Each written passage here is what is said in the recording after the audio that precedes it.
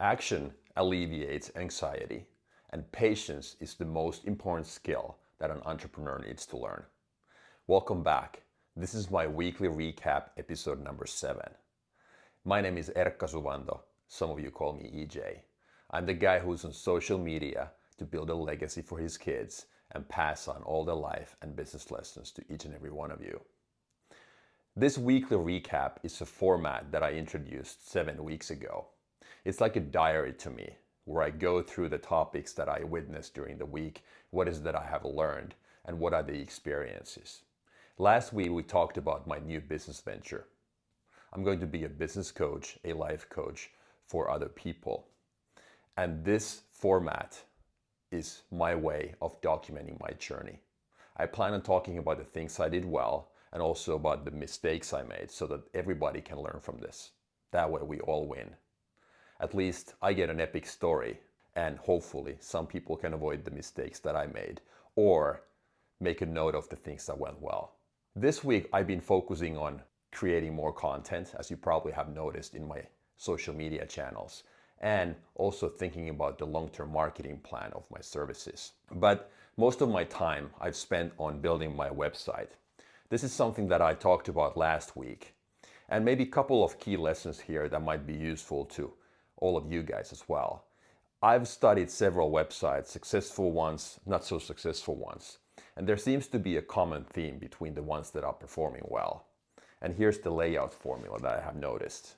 If you look at the websites that are doing well, this is kind of the template, the formula that they seem to be following.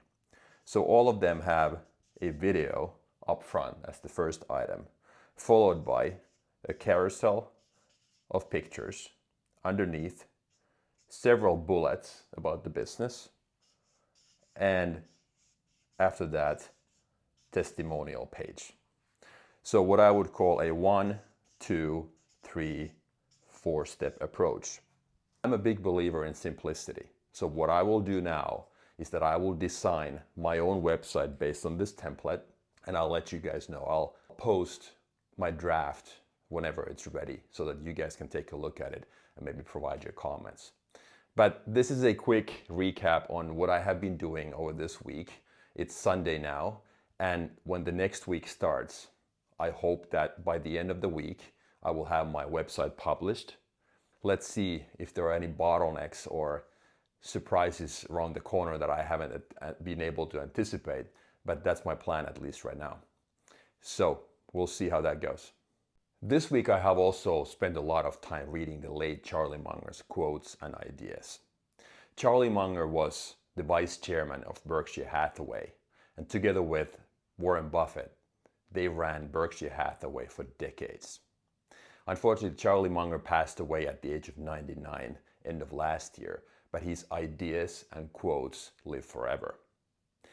Today I picked 3 of his probably most famous principles, at least in my opinion, to go deeper into today. And the number 1 on my list is avoiding stupidity instead of trying to be perfect. And there are 2 ways in life to get better. Either you know what to do or you know what not to do. And for some people, it's easier to understand what things to avoid rather than trying to be perfect. And I think this is a brilliant idea by Charlie. And I've started thinking about that lately quite a bit actually, and applying these principles to my own life. And this ties very nicely back to coaching. So if you think about it, this is what coaching is all about. People are not reinventing the wheel. All the information is out there. But what a coach does is he or she holds the client accountable. Because we can live multiple lifetimes of lessons without the scars if we let the right people teach us and show us what to do and what not to do. To some people, it's easier to avoid stupidity than trying to be perfect when it comes to improving our lives and reaching our goals. Number 2 on Charlie's list, actually on my list, written by Charlie, is to prioritize simplicity. A simple business at scale becomes complex, and a complex business in the beginning is impossible to run at scale. We often make the mistake of thinking that a successful business idea or life overall needs to be complex. We have to fine tune and find very complex solutions to very complex problems. But if you think about all the success stories, personal lives, business, good ideas are always simple. How do I apply this principle in my own business, and how have I done it in the past? When I started my first business 15 years ago, I pretty soon understood that the thing that I needed to focus on was making good promises and keeping them all. That's what I kept telling the homeowners and the real estate agents back in the day, the people and the stakeholders who controlled inventory. So I understood that there were many players in the industry that made empty promises and backed out from deals. And I understood that if I wanted to get a little piece of the market for myself, I had no other choice but to make good promises and keep them all. Fast forward 15 years. What am I doing now? Knowing what I have learned over the last 25, 30 years in corporate and business lives, I'm going to do the exact same thing. Now I'm labeling it under state the facts, tell the truth. I'm going to walk the talk. I'm not going to talk about the things that I haven't done. Same thing, my value proposition in these social media channels. Everything and anything that I talk about is something that I have witnessed and lived through personally. State the facts, tell the truth, walk the talk. And that way I can stay genuine. I'm going to be super honest here. I'm going to share what I'm good at, what I'm bad at, what are the learnings of my personal life, what are the shortcomings, what are my insecurities. That's part of the same value proposition of stating the facts, telling the truth. Because if people want to use my services, pay me, they need to be 100% sure that whatever I say is true. He never wanted to make money. He just desperately wanted to be independent. The last lesson by Charlie, seek independence over anything and everything. This resonates with me 100% because that's what I have done my whole life. Ever since I turned 18, I had this strong urge and need to travel and live in another country and see the world, because I felt that if I don't go now, I'm missing out on a lot of opportunities. I couldn't explain it. I couldn't put a wording on it in any way, but I just had this internal feeling, what I now call intuition, my energy, my gut feeling, which is always right, by the way. And this is the value that has really guided me throughout all these years, seeking independence. So maybe that's one of the reasons why I picked this quote as well. But to me, it's not about making money. It's about following my gut, following my intuition. And when I do that, regardless of the outcome, I'm always happy, because dying on my own sword is more important to me than following somebody else's logic or principles.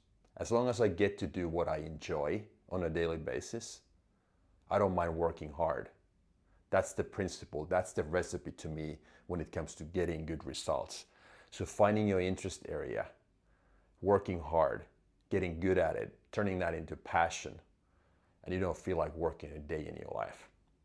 So seeking independence ultimately leads to money if that's your goal.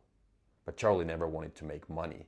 Still, his net worth was probably 2 or 3 billion when he died. He just wanted to desperately be independent. Last on my list this week is patience, something I have also thought about a lot lately. If you think about it, if you go all the way back to first grade and our school years, what we are taught at school is to rely and trust this instant feedback loop. You go to school, you're being quizzed, you get the feedback or the score almost right away. But in real life, it doesn't work that way. What works that way is when you make a bad decision and your life can spiral out of control almost instantaneously. You make a bad decision in traffic, you run into an accident, and you run somebody over, and terrible things can happen almost in a fraction of a second. You make a good decision, you change your diet, you start exercising, you stop smoking or drinking. And what happens? You have to wait for years or decades to get the real benefits. Same thing in fitness. If I stop training today, I would start losing muscle mass and strength in a couple of weeks. What happens if I maintain my activity level? Pretty much nothing. I keep the physique, the strength level, and the muscle mass I have right now. But the real benefits of staying consistent, staying patient, they are being given to me after decades. Maybe when I'm 70, 80, or 90. The people who quit, maybe they die earlier, or they have diseases or illnesses that I don't have. Nobody knows. And what if I start training today? I've been inactive all of these years. Yes, initially I get some benefits. I see my physique changing a little bit, but then it slows down dramatically. So the point is all the same. So patience is a skill that separates winners from losers. You can beat almost anybody if you stay in the game long enough, if you can practice patience. But it's hard. It's hard for everybody. It's hard for me, especially now. If you think about it, I'm starting a new business literally from scratch. Not a single person on this planet knew about this thing before last week, pretty much. So I'm starting from scratch. It's fun, but it's scary at the same time. There's plenty of anxiety and frustration. What's the one thing that alleviates anxiety? It's action. Do the right things, meaning take action, and the right feelings will follow. And this is one of the hardest things for humans to understand, because we oftentimes let our feelings dictate what we are doing and not the other way around. Staying patient, talking about years or decades instead of days or months, is a starting point. And then whenever the going gets tough, which will happen, and it happens often, then we just need to take action. Keep our head down, focus on execution, and trusting that the process will take care of itself and those right feelings will follow. We just keep on doing the right things day after day. That's all I had for this week. It's Sunday afternoon now. Hope you guys have a great week starting tomorrow. I will talk to you again later. And as always, if you like the videos, please hit the subscribe and the like buttons. I would really appreciate it. And always, all comments are welcome. Thank you for watching and have a great Sunday.